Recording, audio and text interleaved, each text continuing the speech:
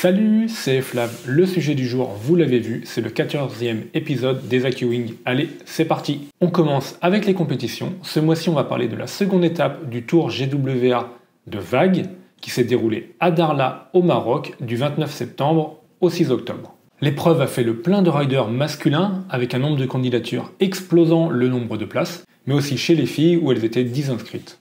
Il y avait une grosse délégation de riders venus des États-Unis et même plus précisément d'Hawaï. Ils étaient 5, voire même 7 si on compte les frères Spencer, qui sont canadiens mais qui vivent à Hawaï. Cette épreuve s'annonçait comme un France versus Hawaï. Sur le papier, on avait l'avantage du nombre avec 10 riders, mais aussi de sérieux atouts, avec Malo Guénolé, qui a remporté l'épreuve au Cap-Vert devant l'américain Cash Berzola, mais aussi Benoît Carpentier, Axel Gérard, Noé Koyala, Hugo Marine, ou encore les Frangins Bouillet, tous habitués des compétitions de vagues sur le GWA. Alors que du côté hawaïen, c'était pour la moitié d'entre eux plutôt leur première compétition, notamment Liam Corali, Austin Kalama et Austin Tovey. Le premier jour, les conditions étaient vraiment pas terribles. Il y avait des petites vagues, c'était déventé avec très peu d'eau à l'inside. Le jour 3, les vagues étaient toujours petites, mais quand même bien plus acceptables. C'était moins sympa à regarder que les énormes vagues parfaites de Punta Preta, mais c'est aussi beaucoup plus proche des conditions que l'on ride. Et c'est super informatif de voir ce que les riders pros sont capables de faire dans les types de conditions que l'on rencontre. Avec des filles, il allait avoir un peu plus de hit et donc un peu plus de suspense, et cela commençait dès le round 1, hit 1, avec Francesca Ameni, qui envoie Elena Moreno, gagnante de l'étape du Cap-Vert, au repêchage, alors que c'était sa première compétition. Manon Dupé signe une belle performance et passe directement au round 3, où malheureusement elle perdra contre Elena Moreno. Dans ce round 3, on note aussi la sortie de Mar DRC qui perd contre Bowen van der Linden. En demi-finale, on retrouve des noms connus, Elena Moreno, Nia Surdiaz, Bowen van der Linden, mais aussi donc la Britannique Francesca. Pour cette demi-finale filles, le vent était très léger, il était très dur de redécoller après une chute à l'inside. La deuxième demi-finale a même été interrompue sur un score identique des deux rideuses espagnoles, et il a été décidé de rajouter 10 minutes aux deux demi-finales. Alors que la finale 1 avait été finie, les deux rideuses Bowen van der Linden et Francesca Ameni repartent à l'eau pour 10 minutes de compétition supplémentaire. Ça ne changera rien au résultat, la néerlandaise conservera son avance. Je retiens de cette demi-finale le bel R360 posé par Bowen van der Linden, qui fait bien plaisir à voir. Dans la deuxième demi-finale, le suspense est au maximum. Après 6 minutes des 10 minutes supplémentaires, les deux rideuses n'ont pas trouvé de vague et leur score reste identique. Si cela reste comme cela, c'est Elena qui ira en finale grâce à sa meilleure vague qui est mieux notée que celle de Nia. Les 7 finissent par entrer, permettant aux deux rideuses de scorer une belle vague, chacune notée dans les 7, et c'est finalement Elena qui remporte le hit avec 14-23 contre 13-83. Elena retrouve donc Bowen en finale, où elle ne prendra que 4 vagues, mais sortira une superbe vague notée 8,4 qui lui permettra de monter sur la première marche du podium. De son côté, Nia met fin au rêve de podium de Francesca.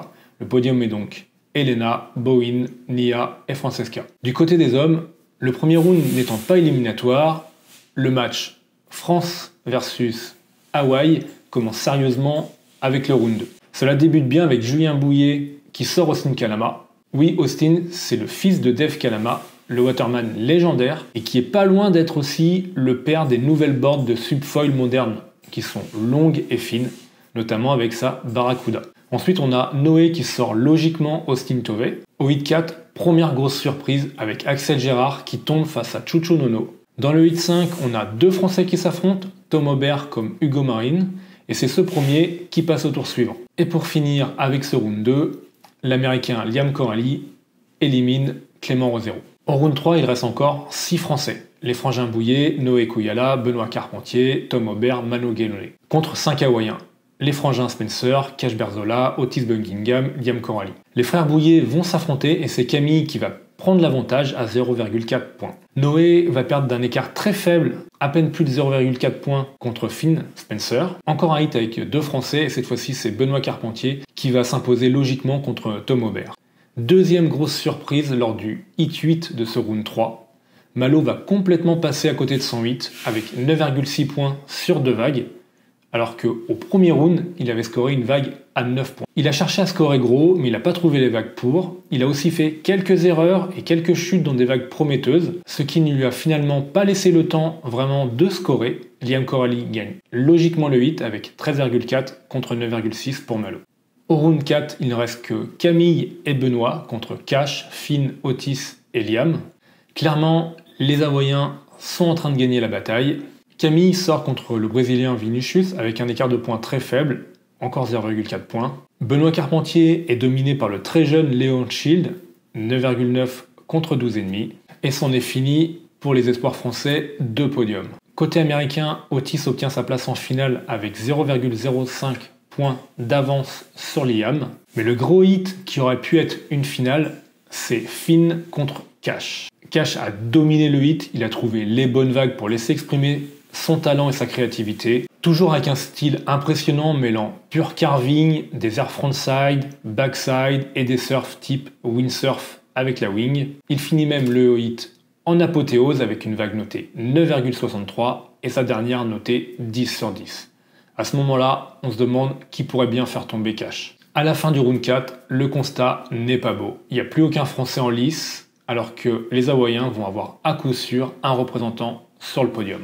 Pas de surprise lors des demi-finales, mini-finales et finales. En finale, Cash a été encore largement au-dessus avec une vitesse impressionnante, des gros airs, une capacité à choper les bonnes vagues. Il a même tué le suspense et les espoirs de victoire pour son pote Otis avec un 8,7 et un 9,73 sur ses 2 premières vagues. On retrouve donc Cash sur la plus haute marche du podium, suivi de Otis, Leon Schild en 3e position et Vinicius Martin en 4e. Cette étape a laissé un peu d'amertume dans les rangs des Français et il y en a 2 qui comptent bien prendre leur revanche au Brésil. Le tricks du mois, c'est les air backside posés par Cash Berzola mais aussi Otis Buckingham à Darla. Alors je ne vais pas vous expliquer comment on fait ce tricks, mais on va rapidement décomposer la manœuvre. Tout d'abord le nom, je ne sais pas si c'est le nom officiel en wingfoil, mais backside air explique bien la chose. Backside, cela signifie que l'on surfe backside, donc dos à la vague, et air, pas besoin d'explication. C'est un tricks beaucoup plus technique que le frontside air que l'on voit assez souvent sur les compétitions. Personnellement, je trouve que le tricks est vraiment classe et ceux de Cash sont magnifiques. On poursuit avec les nouveautés matos Gong. En tant qu'ambassadeur Gong, je vous présente les nouveautés wingfoil Gong qui ont attiré mon attention. Contrairement aux 2 mois précédents où il n'y avait pas eu beaucoup de choses, ce mois-ci, il y a eu vraiment pas mal de sorties. Je voulais commencer par mentionner les nouvelles planches de wingfoil rigide qui sont sorties plus tôt que d'habitude. Toute la gamme a été revue. Je vais plus particulièrement parler des planches pour riders intermédiaires à experts avec la gamme FSP Pro. Globalement, les planches prennent un peu de longueur pour décoller plus tôt, un peu dans l'esprit mid-length. D'ailleurs, la Mince devient un peu plus une mid-length, elle prend encore un peu de longueur pour coller avec cette nouvelle tendance des planches un peu plus longues. La Lethal s'affine encore aux extrémités pour devenir une planche encore plus radicale. La gamme Crusader, elle aussi, évolue pour s'orienter plus vers la wing et bénéficie d'un meilleur décollage. La Cruise Point devient une mid-length orientée vague. Il y a l'ajout d'un shape Point LW pour Light Wind, avec un programme comme son nom l'indique de petit temps. La Crusader Diamond est reconduite, mais là aussi avec un shape plus orienté wing, avec notamment un tail revu pour gagner en glisse pour décoller plus tôt. On l'avait vu sur les planches du Team Pro, les pads ont été revus pour apporter plus de grip. La Stunt gagne même un pad spécifique, plus accrocheur, avec des amortisseurs pour pouvoir encaisser les maxi jump. De mon côté, j'ai commandé et reçu la Stunt 48 80 litres. On en parle prochainement sur la chaîne. Il y a aussi eu quelques nouveautés côté foil avec la sortie de la gamme Ypra Surf Freestyle et des stabs Surf Freestyle et Freestyle. Il y a aussi eu quelques nouveautés côté foil avec la sortie de la gamme Ypra Surf Freestyle et des stabs Surf Freestyle et Freestyle. On enchaîne avec l'astuce du mois. L'astuce du mois, j'en ai déjà parlé dans la vidéo de présentation de la Hyperf 2024. C'est la technique pour redonner de l'accroche à un pad de board gong gonflable ou rigide. Je trouvais l'accroche des pads de mes hips pas assez bon pour être en confiance. Gong m'a donné une technique que je vais vous partager. C'est assez simple, il faut brosser le pad dans le sens de la longueur avec une brosse métallique. J'ai vraiment été surpris du résultat, cela donne vraiment plus d'accroche au pad. Très simple à faire, cela ne l'abîme pas, ça se voit pas, ça fait presque d'origine. Donc c'est vraiment une très bonne astuce à faire de temps en temps quand on trouve que le pad manque un peu d'accroche. Sinon, pour ceux qui veulent aller encore plus loin, il y a la technique pro qui est d'attaquer la board directement avec un cutter. Celle-là, vraiment, je vous la recommande pas. Mais un petit coup de brosse métallique de temps en temps pour redonner de l'accroche au pad, c'est une bonne astuce à garder. On arrive à la fin de cette vidéo. Merci de l'avoir regardé jusqu'à la fin. On se quitte avec la vidéo du mois. Et ce mois-ci, je ne pouvais pas ne pas vous parler de 20 Days in Hawaii, qui retrace le séjour de Mahalo Guénolé à Hawaï. C'est une véritable pépite cette vidéo. Je vous laisse donc sur ces magnifiques images et on se retrouve la semaine prochaine pour une nouvelle vidéo. Allez, salut!